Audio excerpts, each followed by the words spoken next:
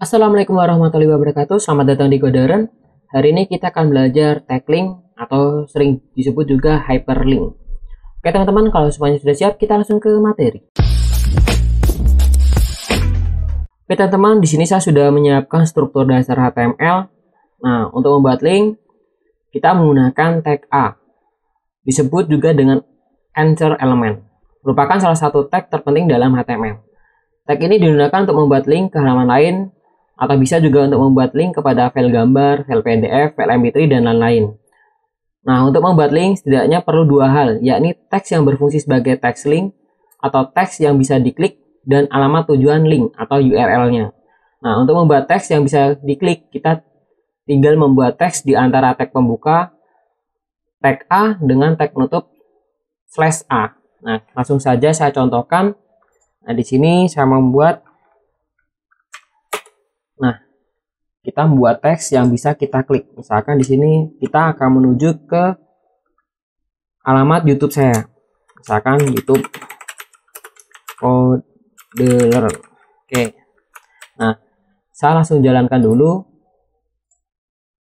Nah, teman-teman bisa lihat teks YouTube Coderer menjadi sebuah teks link yang bisa diklik. Nah, tapi karena kita perlu juga mengisikan alamatnya, jadi teks ini belum bisa berfungsi sebagai link. Oke, kita kembali lagi. Nah, untuk menginput lokasi tujuan yang ingin di-linkkan, tag A membutuhkan atribut href atau hypertext reference. Nilai dari atribut href berupa alamat dari halaman yang ingin dituju. Alamat ini bisa berbentuk alamat absolut atau alamat relatif. Nah, di sini saya contohkan dulu saja di sini. Misalkan kita mau ke alamatnya, maka kita masukkan dulu alamat link yang kita akan tuju.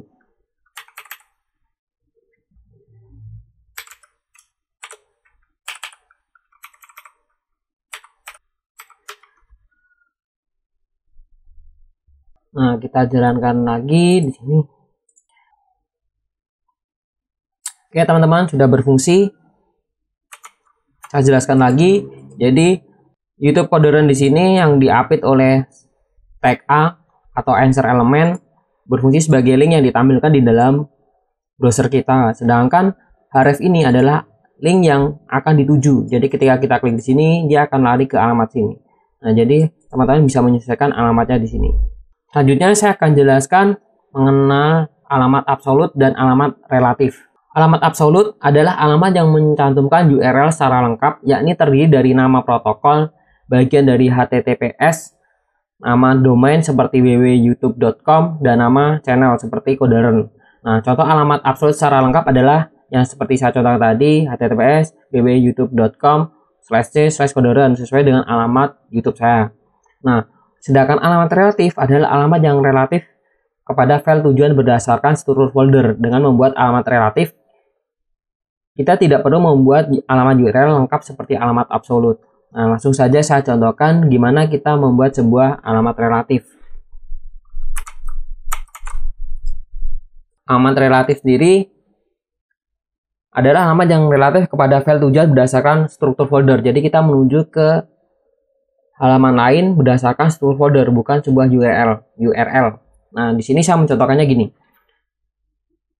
Saya sudah membuat sebuah folder A berisi dengan file HTML galeri halaman utama. Untuk galeri di sini saya sudah menampilkannya akan menampilkan heading galeri. Kemudian di halaman utama akan menampilkan heading halaman utama. Kemudian di dalam folder B akan menampilkan heading kontak. Kemudian ada file register akan menampilkan heading register.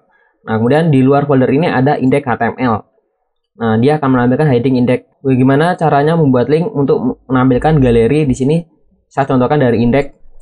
Nah, ingat teman-teman, untuk membuat link kita gunakan tag A. Nah, tag A di sini teks yang digunakan adalah teks yang akan ditampilkan di browser. Misalkan saya akan menuju ke galeri, maka saya tulis di sini halaman galeri. Oke, saya jalankan dulu. Nah, di sini saya jalankan halaman galeri menjadi sebuah teks yang akan jadi linknya. Nah, ketika saya klik dia belum berfungsi karena kita belum memasukkan isian alamatnya di dalam href. Nah, kita kembali. Nah, kita membutuhkan sebuah alamat menuju ke galeri HTML. Nah, untuk menuliskan alamatnya kita tinggal lihat dulu struktur dari foldernya. Dia berada di folder A dengan file galeri HTML. Kita masuk saja ke folder A. Folder A. Nah, kemudian kita tuliskan filenya. Kita masuk ke galeri. Oke. Kita tes lagi.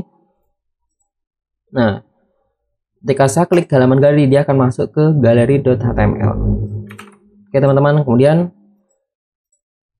misalkan saya mau ke halaman utama, nah tinggal kita masukkan saja. Kita kasih baris dulu, saya kasih BR buat baris baru. Nah, kemudian halaman utama, saya masuk ke halaman utama. Nah, kemudian kita masukkan halaman utama berada di folder A, kemudian di halaman utama. Oke. Kita tes lagi. Oke. Halaman galeri, halaman utama. Ketika saya klik halaman utama, dia akan melari ke halaman utama di sini ya. Nah, misalkan saya mau masuk ke folder B kontak. Jadi tinggal masuk saja di sini, misalkan halaman kontak. Kemudian masuk ke folder B kontak. Udah. BR. Oke. Nah, halaman kontak ketika saya klik dia masuk ke halaman kontak HTML di sini ya. Kita kembali lagi. Nah, misalkan sekarang posisinya saya di galeri. Oke, saya di galeri, saya ingin menampilkan indeks. Nah, caranya gimana? Di sini saya akan contohkan. Nah, di sini kita mau ke indeks dulu ya. Halaman indeks. Alamat kita di sini berada di dalam folder A. Sedangkan indeks berada di luar dari folder A. Maka untuk keluar kita naik satu folder. Nah, untuk naik satu folder kita gunakan titik 2, kemudian kita slash. Nah, di sini akan tampil. Kita sudah keluar di luar ini. Nah, di sini. Contohnya gini. Nah, dia sudah keluar di sini. Dia akan menampilkan yang tadi di sini. Nah, folder A masuk atau folder B atau index.html. Sekarang saya masuk ke index.html. Udah gini. Kemudian tinggal saya jalankan. Oke, halaman indeks. Oke, saya ke halaman indeks. Nah, halaman indeks tadi isinya ini. Nah, kita kembali lagi di sini. Oke, saya kasih BR dulu. BR. Oke. Kemudian misalkan dari galeri saya masuk mau menampilkan register. Saya ingin menampilkan register. Nah, kita buat saja dulu. Kemudian di sini ya, halaman register.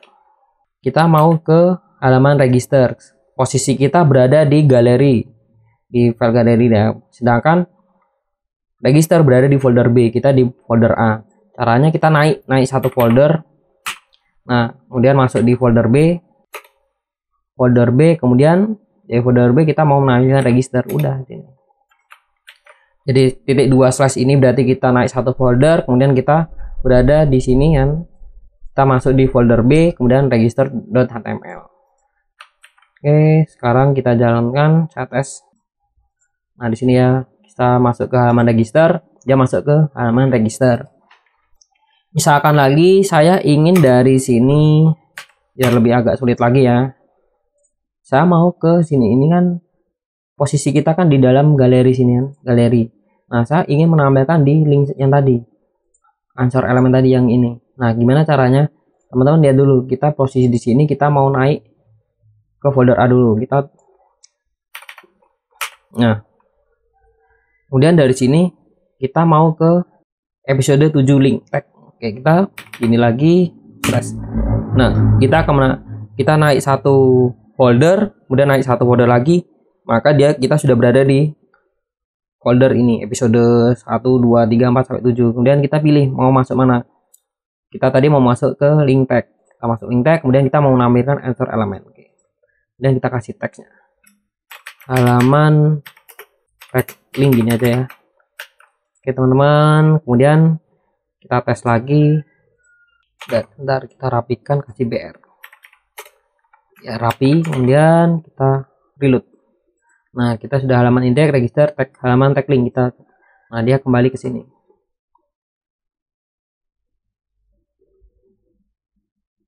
Oke teman-teman, tadi kita sudah membahas alamat absolut dan alamat relatif. Selanjutnya, selain berfungsi untuk membuat link ke halaman lain, tag add juga bisa digunakan untuk membuat link ke bagian lain pada halaman yang sama. Untuk membuat ini, kita perlu melakukan dua hal.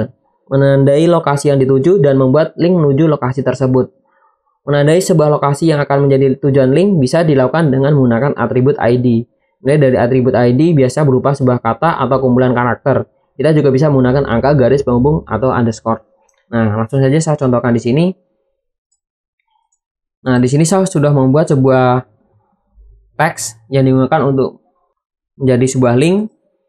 Nah, kemudian link ini niat saya akan menuju ke topik 1 di halaman yang sama. Jadi link ini ketika saya klik dia akan menjadi topik 1. Di sini saya menggunakan BR ini biar menjadi topik 1 berada di bawah. Jadi kita bisa melihat perubahan dari linknya. Nah, langsung saja saya jalankan dulu ya. Saya jalankan dulu. Nah, di sini teman-teman bisa lihat ketika saya klik dia belum bisa berfungsi. Nah, topik 1 berada di bawah karena saya menggunakan tag BR tadi atau break untuk membuat baris baru sampai ke bawah sini. Nah, gimana caranya ketika saya mengklik menuju topik 1, dia akan menuju ke topik 1. Nah, di sini kita buat. Nah, caranya tadi kita menandai dulu sebuah ID. Kita buat ID. Kemudian kita kasih topik 1 gitu ya, topik 1. Kita kasih namanya topik 1. Nah, bagaimana caranya untuk link ini ketika diklik menuju ke topik 1? Ingat teman-teman, kita harus membuat sebuah pagar dulu, kemudian tuliskan sesuai namanya, topik 1. Nah, ini sebagai linknya, ini sebagai alamat yang kita tuju. Nah, kita jalankan langsung. Nah, ini di bawah sini ya, topik 1, kita klik di sini. Topik 1. Nah, dia akan menambahkan topik 1 di sini. Nah, biar lebih paham lagi, saya tambah lagi di sini, misalkan saya buat paragraf. Kemudian menuju topik 2. Misalkan saya buat langsung 3 aja ya. Saya copy lagi. Oke. Sini saya copy. Oke, ini topik 2, topik 3.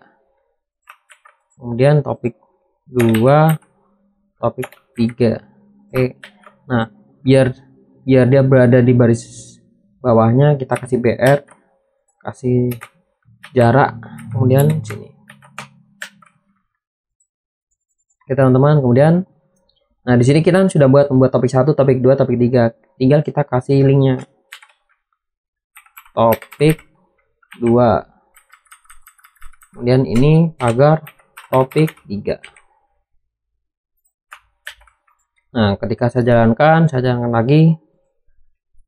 Nah, di sini ya topik 1, topik 2, topik 3 berada di bawah.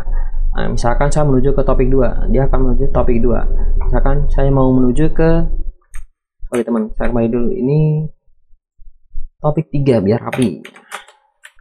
Kita kembali lagi. Kita reload. Oke. Saya menuju ke topik 3, dia akan menuju ke topik 3, topik 1, ke topik 1, topik 2, ke topik 2. Oke, teman-teman, berhasil ya. Kita kembali. Di dalam link juga ada atribut target.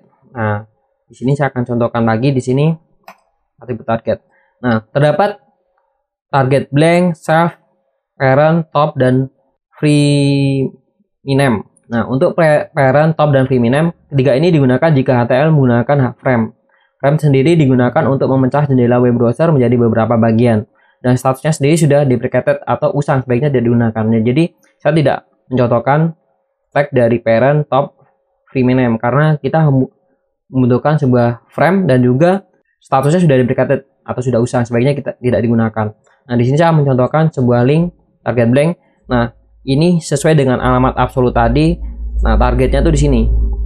Nah, untuk target blank sendiri penjelasannya, target blank digunakan ketika kita klik YouTube Coder ini, dia akan membuat sebuah alamat baru.